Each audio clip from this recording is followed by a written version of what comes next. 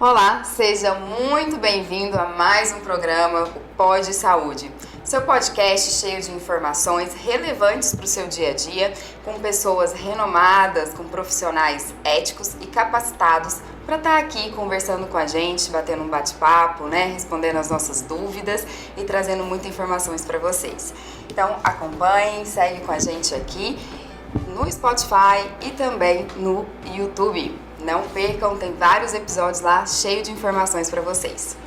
E hoje eu tô aqui com uma pessoa muito querida, a doutora Mariana Estival. Ela é gineco-obstetrícia e hoje a gente vai então conversar bastante sobre gravidez, sobre gestações de alto risco. Vamos falar também sobre parto e as vias de parto. Quantas dúvidas não tem sobre isso, hein, gente?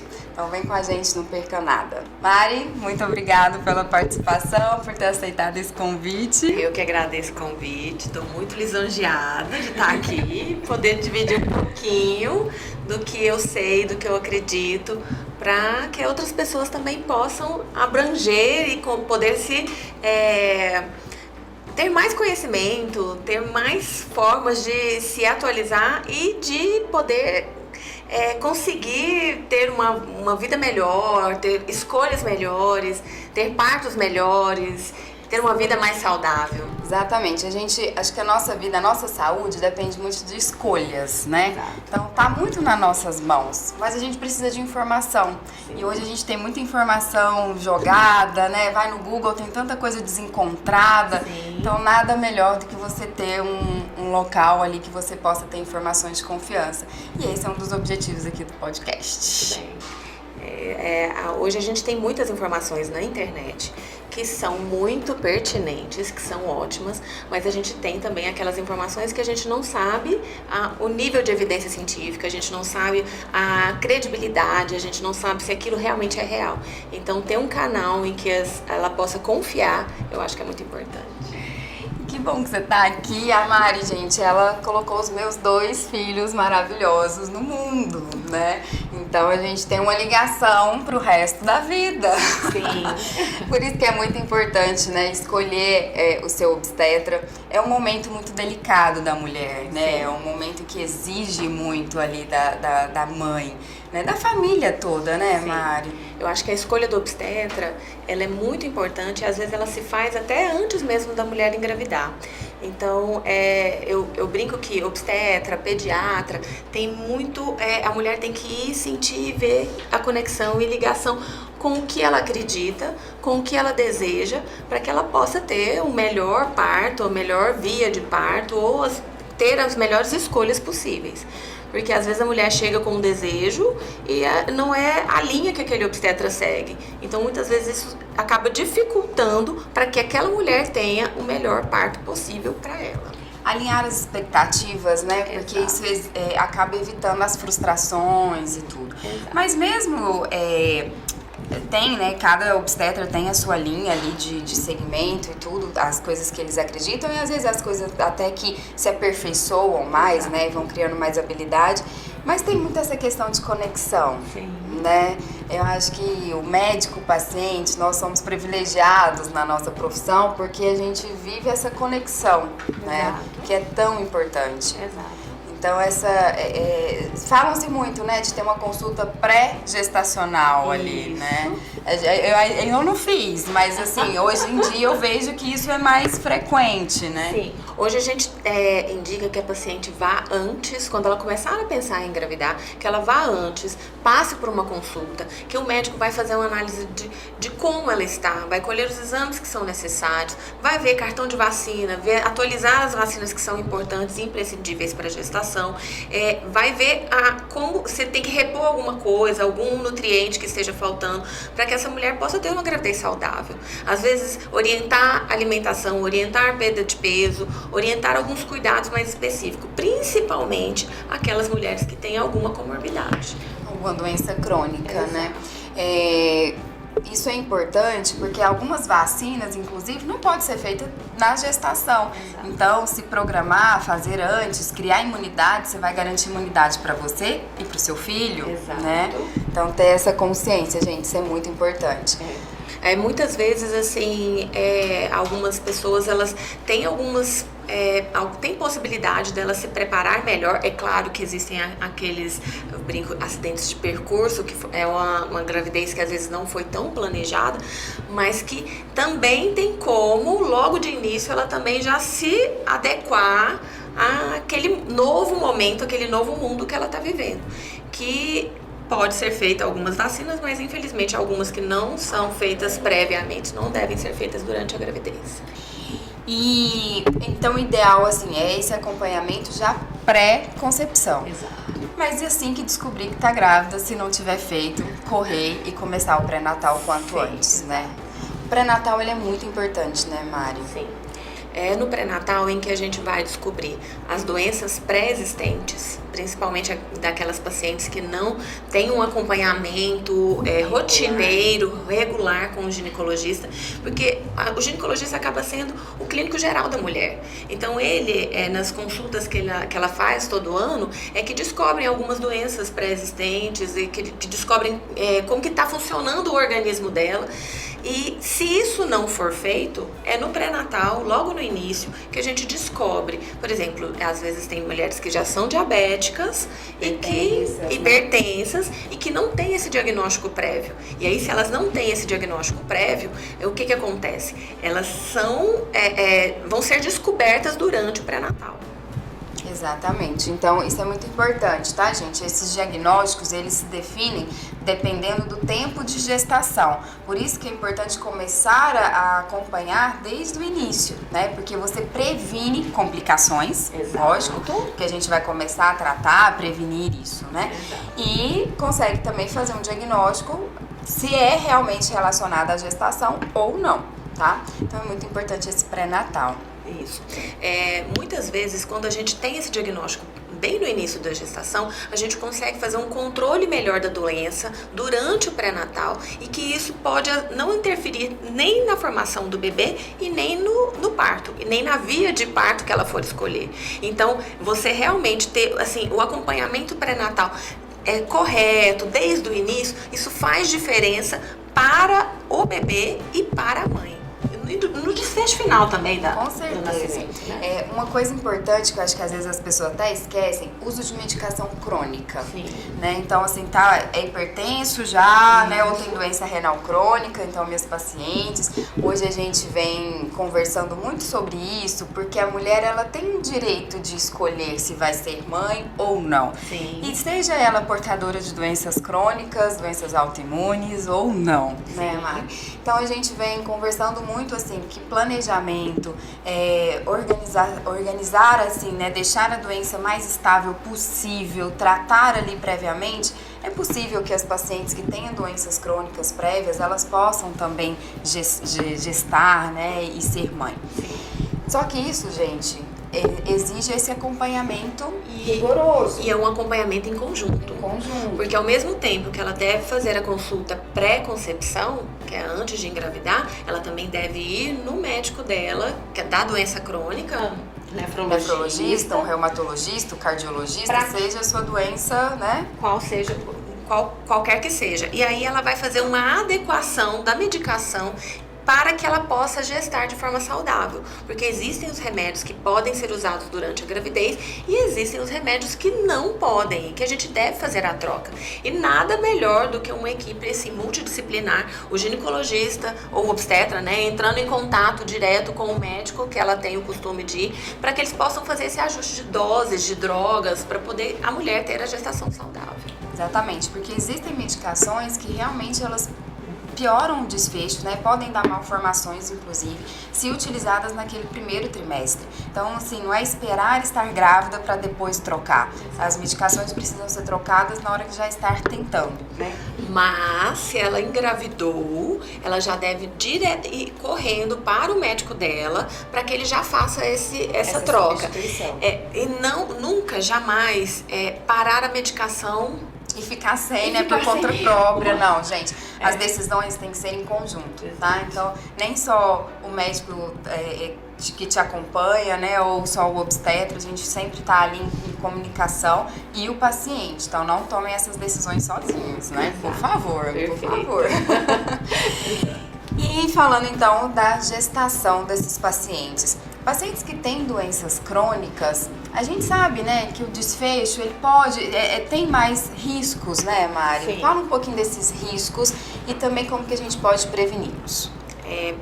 Muitas vezes a gente precisa primeiro saber qual é a doença crônica para a gente poder prevenir os riscos, né? Na maioria das vezes, quando a mulher ela tem alguma doença pré-existente, a gente tem algumas medicações, por exemplo, um AS, um cálcio, que devem ser inseridos logo no início da gravidez para que ela possa ter uma gravidez mais saudável e evitar, por exemplo, que tenha uma complicação por exemplo, muito comum, que é a pré-eclâmpsia. Mulheres que têm uma obesidade, diabetes, hipertensão, ou que possa aparecer essas doenças ao longo do pré-natal, elas têm um risco maior de um desfecho pior no final da gravidez. Então, o ideal é que ela faça essa gerência dessas medicações, que inicie algumas medicações que são profiláticas para evitar os problemas, para que ela possa ter o final mais saudável possível daquela gravidez. E esse assunto tornou-se tão importante, Mari, que nos últimos congressos de nefro, agora tem algumas mesas falando de gestação, né? Falando dessa... Graças a Deus! Estão realmente abrindo, né, a mentalidade, né? Permitindo mais que as mulheres possam ir de forma mais segura, né? Sim. Mas uma das coisas que chama atenção nesse assunto da gestação e doença renal, vou trazer um pouco aqui pra mim, é a pré-eclâmpsia. Mesmo aquelas mulheres que não eram hipertensas ou que não tinham uma doença prévia, né? Quando tem uma pré-eclâmpsia na gestação, começou a ser considerado como um fator de risco para doença renal crônica. Sim. Então a gente tem que se atentar para isso, né? Se ela desenvolver uma pré-eclâmpsia, é provavelmente porque ela tem alguma predisposição à hipertensão e a calcificação vascular, alguma coisa ali que contribua para evoluir também para doença renal crônica. Exato. A mulher que ao longo do pré-natal aparece com alguma comorbidade, principalmente, que são as duas principais, que são as diabetes e as hipertensões, são mulheres que depois do nascimento merecem um olhar mais crítico do ginecologista para que elas sejam acompanhadas, justamente porque elas têm maior predição à formação de doenças crônicas, tanto renais, quanto a diabetes, quanto a hipertensão. Então, assim, acaba que essas pacientes que têm uma gestação de risco, elas se tornam pacientes de risco para que no futuro desenvolvam outras doenças. Então, assim, tem que ter um olhar mais apurado e mais atento em cima dessas mulheres. Não é assim, eu tive meu filho, né, pronto, resolveu a pressão. Cuidado, fiquem sempre monitorando. É muito importante fazer exames preventivos, né? A gente fala muito aqui, todo ano nós também fazemos exames de rotina, né, para prevenção. Então, continuem acompanhando, tá? Eu sei que neném pequeno, filho pequeno, muda toda a rotina da casa, toda a rotina da família, mas não esqueçam de cuidar da sua saúde também. E muitas vezes, assim, ela se vê no puerpério, que é um período, assim, bem conturbado, uma variação hormonal muito grande, que elas perdem mesmo a noção do tempo. Eu tenho mulheres que às vezes vão voltar em mim, não, é porque eu vi o ano passado, eu olho lá no meu prontuário, tem 2 anos que veio. Então, pra gente cuidar de um ser que acabou de nascer, a gente também tem que estar bem. Então, a gente precisa lembrar que a gente precisa fazer as revisões, continuar fazendo o acompanhamento com o ginecologista ou com a pessoa que tenha, que se tiver uma doença crônica, né, com o médico que ela tenha já de acompanhamento de regular. E vamos falar de puerpério, já que você falou de puerpério, porque assim, as mulheres, gente, elas precisam ser acolhidas nesse momento, sabe? A gente precisa falar, é óbvio, mas a gente precisa falar pros pais, falar pros homens que estão nos assistindo, que estão nos escutando, que não é um período normal, assim, não é algo que passa desapercebido. Não. Costumo dizer que o puerpério é muito mais complexo e difícil do que um parto. Um parto, ele tem um momento ali que às vezes a mulher fica 12, 24, até 48 horas em trabalho de parto, para poder, né, naquele processo para poder nascer a criança, e ela considera aquilo muito difícil, e às vezes ela porque dolorido, dói, né? Mas passa, né, mas gente? ela acaba, e acaba muito rápido. O puerpério não. Hoje a gente tem uma definição de puerpério que não são só os 40 dias. Às vezes o puerpério pode durar 2 anos. Então, assim, a variação de humor, a flutuação dos hormônios, a nova rotina, a nova família, porque por mais que você já tenha um filho, nascer outro filho vai modificar toda a dinâmica daquela família, e isso é desafiador para todos. Eu falo para todos porque para a mulher, principalmente, porque ela também tem a parte fisiológica da mudança hormonal, mas para as pessoas que estão ao redor, que às vezes não compreendem que no mesmo dia ela ri, chora, briga com a criança, ama, olha aquela criança, acha linda e depois tem vontade de tacar na parede. É assim mesmo. E é desafiador, porque é um momento em que ela precisa montar uma rede de apoio para poder ajudar, tanto com a nova criança, se ela já tiver outras crianças antes, com as demais que estiverem lá, e o marido também tem que estar ali participar, no momento, né? participar. Não é ajuda, né? Não é ajuda. Primeiro que também é a obrigação dos dois, Sim. né? Não é só ajuda. É compartilhar. É compartilhar, com certeza. É um momento de compartilhar. Ah, mas só a mulher que consegue dar uma mamar, só ela que tem o peito. Sim, mas tem outras coisas que podem ser delegadas para o marido. Ou para a rede de apoio. Eu não gosto nem de falar marido, porque hoje a gente tem outras formas de família, mas assim, tem que ser delegado para as outras pessoas que estão ao redor. Estão ali dando esse apoio, né? E muitas vezes aí até compartilhando mesmo essa responsabilidade de criar, de gerar esse filho. Né? Então isso é muito importante, gente. Não é que a gente fala, mas é normal então passar por isso. Não, precisa buscar ajuda, né? A gente fala que acontece com muita frequência, assim, todo mundo vai passar por menor ou maior grau, né, por alterações hormonais, por alterações de humor, né, e tudo, mas privação de sono, mudança de alimentação, perda de vitaminas porque você está amamentando e tudo. Então tem muita coisa que acontece. A gente precisa manter esse acompanhamento regular aí depois do parto, né? E ter essa consciência de pedir ajuda. Exato. Né? O que a gente vê muito é assim, a gente tem que diferenciar o que é o blues puerperal do que já começa a ser uma doença, com uma depressão, um transtorno de ansiedade muito exacerbado, até chegar uma possível psicose, em caso de mulheres que não são tratadas. Então, o blues geralmente dura de 15 a 20 dias. É um período muito tumultuado, em que as mulheres vão ter essa oscilação maior de hormônios e que fazem com que ela tenha essa flutuação de humor muito, às vezes até um pouco mais exagerado. Mas se ele se prolonga e se mantém por mais tempo, normalmente as pessoas ao redor é que percebem que aquela mulher não está bem e aí vão sinalizar para quem? Para o médico, para ele fazer uma avaliação para saber se já vai medicar, se vai encaminhar, se vai mandar para o psiquiatra, se vai mandar para uma terapia, porque às vezes se torna uma doença e não uma coisa que seria o esperado para o puerpério. Muito bem.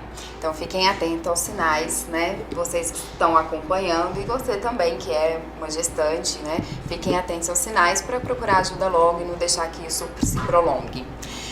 E nós não vamos perder a oportunidade da gente falar aqui sobre as vias de parto, né? A doutora Mariana, ela é especialista nisso, tem muita experiência com a via de parto vaginal, Sim. Certo?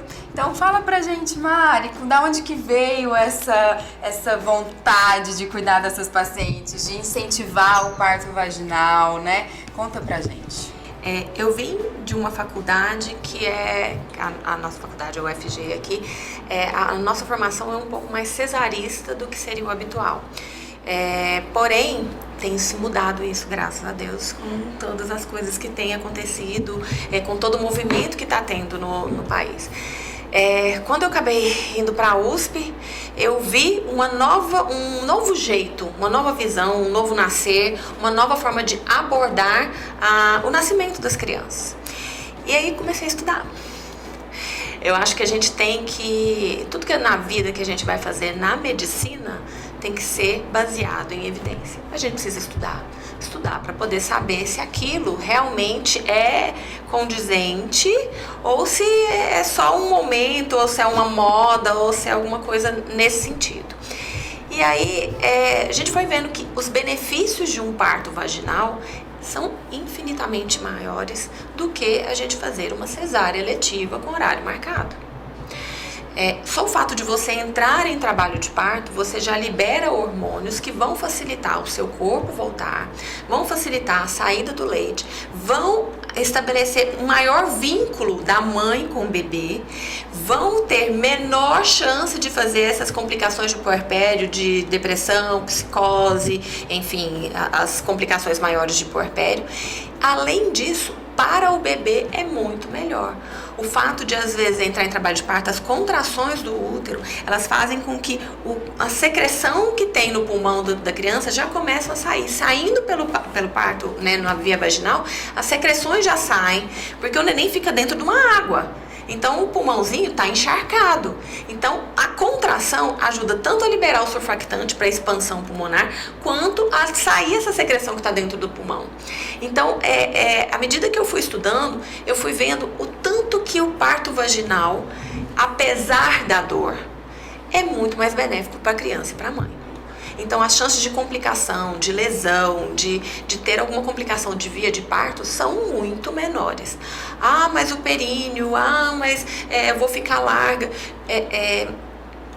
Eu falo que quando a gente faz um preparo, a chance de complicação é infinitamente menor. Então você escolhe uma equipe que já está acostumada a trabalhar com aquilo. E não é só o médico, é uma equipe que está por trás. Isso faz com que vai preparar o seu corpo também para o parto. E eu sei que o medo maior são dois. Primeiro, da dor. Hoje tem analgesia de parto. Hoje a gente, na maioria dos hospitais, infelizmente nos particulares em Goiânia, né, a gente consegue um anestesista para poder fazer essa analgesia. E o segundo medo é acontecer alguma coisa com a criança. Antigamente, o povo deixava as mulheres em trabalho de parto, não fazia uma ausculta, não verificava como é que estava o bebê, não acompanhava o processo. Hoje, geralmente, os médicos acompanham o processo de trabalho de parto. E isso faz com que a gente tenha uma certa segurança em manter esse trabalho de parto, em deixar com que as coisas possam acontecer e serem fluidas a ponto do neném nascer via vaginal. E muitas vezes fala assim, às vezes é muitas horas. Sim, mas isso vai garantir um puerpério mais saudável, um bebê mais saudável, uma mãe mais saudável. Até ela é melhor e mais pronta para poder cuidar daquela criança. Mari, assim, hoje, vamos ser bem realista, né? A gente vê muito, tem muitos colegas mesmo ali que ficam inseguros, né, com a via de parto, porque eu já vi muita coisa acontecer. Por que você acha, assim, como que a gente explica que acontece mesmo algumas coisas? Sim. O que você atribui isso, essas complicações? As complicações são inerentes a qualquer procedimento. Não existe nenhum procedimento que seja inócuo. Absolutamente nenhum. Mas eu acredito muito que às vezes possa falhar um pouco na assistência, no acompanhamento da pessoa estar ali do lado da paciente. Hoje tem enfermeiras obstétricas que são muito boas, muito. Acaba gerando uma briga entre os obstetras que estão com medo de perder as pacientes e as enfermeiras, mas eu não vejo isso como uma luta, uma divisão. Um complemento, né? Eu acho que é um complemento do outro. Então, a partir do momento que o médico começar a enxergar que a enfermeira ela tá ali para ajudar, ela tá ali para complementar o serviço do médico, eu acho que vão ter menos complicações. A enfermeira fora, né? É muito comum. Muito comum fora. Tive uma amiga que teve parto em Londres e é isso. O que acontece lá fora é que só os partos complicados vão para o médico. O médico vai pegar só a complicação, mas o médico estudou para pegar a complicação. As midwives, que são as enfermeiras que acompanham esses partos fora, elas têm uma capacidade técnica muito grande. Aí vem uma outra questão. As nossas enfermeiras estão sendo formadas e capacitadas para isso? Aí eu não sei dar essa informação. A gente precisa incentivar mais, né? Trabalhar mais essa parte para que realmente a gente tenha menos complicações. Exato. Né? Então, se eu tenho um conjunto de pessoas vigiando aquela mãe e aquele bebê, a chance de eu ter uma complicação é muito menor. Então, assim, às vezes o médico fala assim, porque não tem como eu ficar lá do lado da paciente. Ok, mas aí a enfermeira pode ficar. E aí evita as complicações. Eu já vi muita coisa complicar, sim. E pode, mesmo assim pode acontecer? Pode. Por quê? Porque nenhum procedimento é zero complicação. Não assim existe. Como a cesárea. Assim como a cesárea.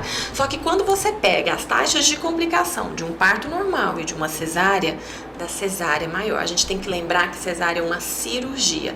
Gente, cesárea é maravilhoso. Longe de mim falar mal de uma cesariana.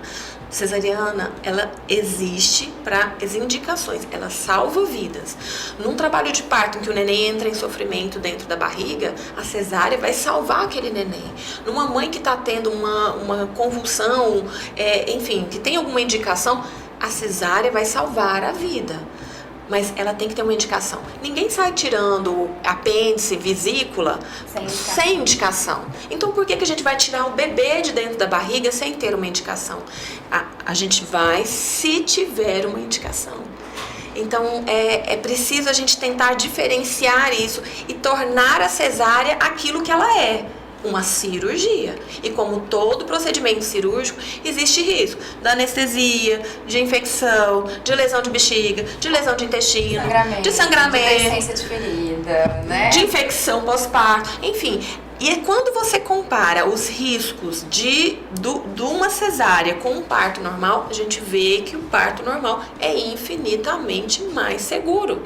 É o contrário do que muita gente fala ou vê. Porque muitas vezes, por exemplo, o anestesista ele vai acompanhar a paciente no centro cirúrgico, nasceu o neném e vai embora. E o resto daquele procedimento todo, ele vai acompanhar? Não. Provavelmente aquele anestesista nunca mais vai ver aquela paciente. Então ele não sabe de todas as consequências que podem ter do do procedimento cirúrgico. É muito importante a gente falar isso, trazer essas dúvidas, né? Eu vivi de tudo, gente. Então, cada paciente, cada pessoa... Conta a sua experiência agora pra gente. Cada pessoa, ela tem que ser individualizada, né? Então, a gente precisa respeitar o momento de cada um. A gente precisa ali ter um acompanhamento muito de perto, porque as coisas mudam. Então, assim, eu me preparei, né? Fiz fisioterapia pélvica, tudo. Fiz pilates durante todas as minhas gestações, as duas. Mas na primeira, eu me preparei para aquilo, sim, né? E tava muito preparada, tipo, se der certo normal, vai normal. Se não for para ser também, tudo bem. Então, eu me preparei para aquele momento. E depois de 8 horas de trabalho de parto, né, madrugada dentro, doutora Mariana do meu lado, o marido do meu lado, sim, sempre. Também super importante. Super importante, ele ficou ali o tempo todo. 3 horas da manhã, né, a gente foi pro centro cirúrgico, já tinha feito anestesia e tudo ali. Não nasceu. Né, eu não conseguia, eu não sentia mais o momento de fazer força, fiquei assim realmente muito cansada e eu olhei pra todo mundo, e assim, sou médica, né, então eu vivi aquilo ali, já conheço o centro cirúrgico, eu olhei pra todo mundo e falei, gente, tá todo mundo cansado. 3 horas da manhã, tava todo mundo ali já há horas, né, trabalhando e tudo, eu falei, Mariana, tá na hora de ir pra um parto cesáreo. E ela, a gente pode esperar mais 1 hora. Eu falei, tá na hora, vamos para um parto cesárea. E foi, na hora que ela abriu, ela falou assim, já tinha mecônio. Não vai lembrar, né, mas eu lembro. Então, assim, porque realmente tava na hora de ir para um parto cesárea e tudo bem, tive que ir para um parto cesáreo, né, a Isabela nasceu, foi tudo bem. E depois, no segundo momento, a Mariana falou, você vai tentar normal? Eu falei, você acha que dá? Eu já tive uma cesárea, ela falou assim, eu acho, vamos juntas, né? Então é isso, é pegar na mão e a gente foi juntas. E eu seguir com o que a paciente quer e acredita. E, gente, cada um vai ter seu momento. Então, assim, não dá pra gente prever como que vai ser, né? Então, o primeiro foi de um jeito, o segundo, de repente, minha bolsa estourou. Eu falei, gente, tem que ir pra maternidade. Enquanto arrumava as coisas, começou uma contração muito em cima da outra. Eu já liguei dentro do carro pra Mariana, pra minha físio, e falei, ó, vai nascer. Vai nascer, eu tenho certeza que esse menino tá nascendo. Eu cheguei lá, tava com 10 centímetros de dilatação. Foi 1h30, assim, de repente nasceu. A Mariana chegou, ainda deu tempo. E eu ainda falei assim, eu não quero analgesia. Lembra disso? Sim, eu lembro. Não quero analgesia porque eu achei que a gente tem que se conhecer, né? A gente tem que respeitar o nosso corpo. E eu achei que aquilo me atrapalhou, porque eu não sabia o momento de fazer força, né, no período possível. Sim. Então eu falei, olha, eu já conheço meu corpo. Nesse segundo eu vou normal, mas eu vou sem anestesia. E nasceu muito rápido. E eu encarei e eu fui. E deu certo. Então essa foi. Então assim, a gente tem que entender que mesmo para uma mesma mulher, várias coisas podem acontecer. E vários partos, e assim, eu falo vários partos porque não é porque foi um normal e uma cesárea, não. Porque eu posso ter vários partos normais, de diferentes formas. Né? Sim. Diferentes experiências. Exato. Então, assim, a experiência que o fulano teve, que o seu amigo teve, que o vizinho teve, não é a sua. Exato. Né? Então, assim, realmente cada um tem que viver aquilo. Exato. E tem que estar preparado para as duas coisas. Sim. Né? Uma coisa que eu vejo muito importante é que, assim, o médico não pode desistir antes da paciente. Uhum. Isso é uma das coisas, assim, que eu mais tenho batido com a minha equipe. Ninguém pode desistir antes da paciente. Enquanto está tudo bem, a gente vai continuar. Mesmo que a gente fique 24, 48 horas com a paciente, porque a gente às vezes vai revezando, mas ninguém pode desistir antes da paciente. É o momento da paciente, é o momento da mulher. E a gente também tem que saber respeitar. Uhum. Mariana, tá na hora da gente ir para uma cesárea. Mas dá pra gente esperar. Não, tá na hora. Ela sentiu que tava na hora. E assim, não é deixar a paciente desistir por qualquer motivo. A paciente falou, eu quero cesárea, e vai lá e faz a cesárea. Não. A gente tem que realmente ver se aquilo que ela tá pedindo é um real, ou se é uma coisa da dor, ou se é alguma coisa, algum outro problema que a gente possa corrigir. Sempre que a paciente vem me pedir cesárea no trabalho de parto e que ela não fez analgesia ainda, a primeira coisa que eu falo pra ela é assim, ó, vamos analgesiar, vamos fazer analgesia, depois a gente conversa. Uhum. Por quê? Porque o momento da dor não é o momento dela decidir se vai. Não é o momento. Então a gente tem que dar todos os recursos para ela, para que elas possam ter a decisão mais consciente e segura possível. Isso faz diferença. Por quê? Porque no pós, quando não nasce, não nasce por via vaginal, e aí ela começa a pensar, e se eu tivesse esperado? E se eu tivesse feito analgesia? E se eu tivesse... Aí começam a vir os e se. E aí ela começa a entrar numa noia de tentar querer justificar ou de querer achar um culpado para aquele processo que não deu certo. Uhum. E assim, e a gente vê muito isso. O parto não vivido, o parto sonhado que não foi conseguido também é um problema. Gera uma frustração. Mas é diferente de eu virar e falar assim, ó, tem que nascer. Eu chegar pra você e falar, a gente precisa tirar sua neném agora. Isso a paciente consegue lidar melhor do que ela desistir no meio do caminho. Uhum. E é diferente da gente ir pro centro cirúrgico, analgesiar, esperar fazer tudo possível para que você possa conseguir.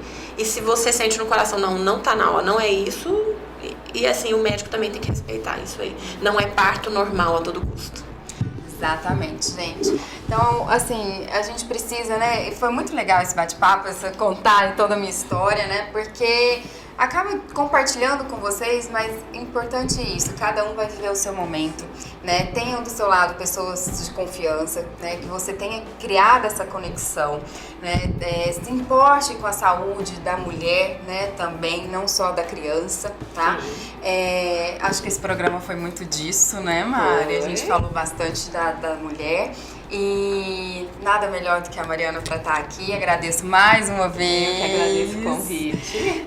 Deixa aí um recadinho para as mulheres que estão nos assistindo, estão nos escutando, Mari. E também fala seu Instagram, que tem muito conteúdo legal lá, muita coisa importante para quem quer gestar.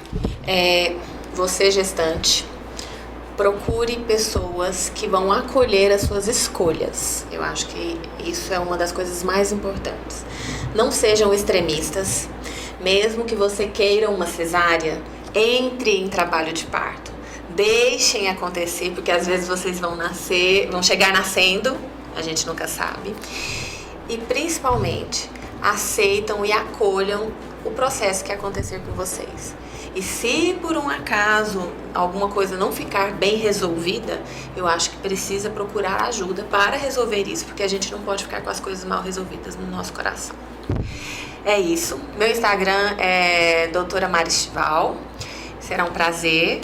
E lá tem coisas bem bacanas. Falo muito a respeito de partos, falo muito de contracepção, que eu acho que são temas que são muito bons pra gente estar discutindo. É isso. Obrigada, gente, por estarem aqui participando com a gente mais uma vez e até a próxima.